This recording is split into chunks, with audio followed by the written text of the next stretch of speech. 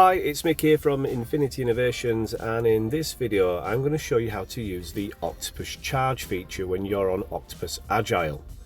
So what we're going to ask you to do is open your app. You'll be on your home page, and at the bottom where the menus are, I'd like you to click Device. When you're in the device page, make sure you are on the inverter and then click anywhere you like on the inverter picture, and that will open up the real-time monitoring and data. At the bottom it says remote control. I'd like you to hit that. And on the next page I'd like you to go down to energy setup, which is the second option down. Once this page is activated, at the top it says work mode. More than likely going to say self-consumption mode.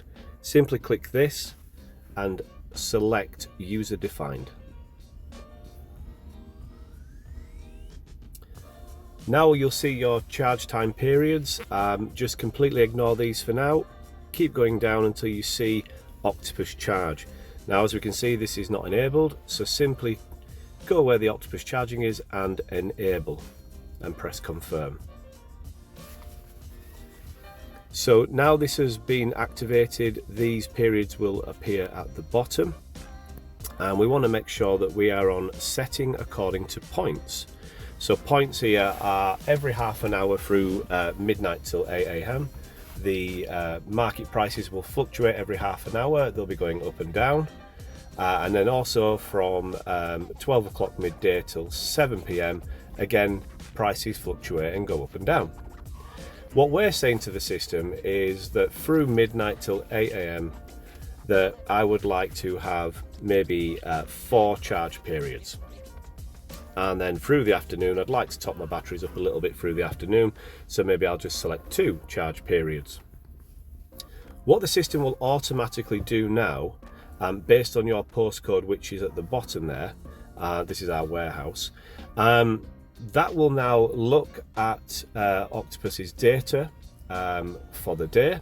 It will then pick up which are the cheapest half an hour slots between midnight and AM, and it will then only charge up 4 times, picking the 4 cheapest slots.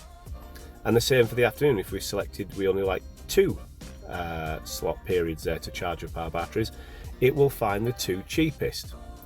So you need to work out how many charge slots you require to charge up the battery capacity that you have.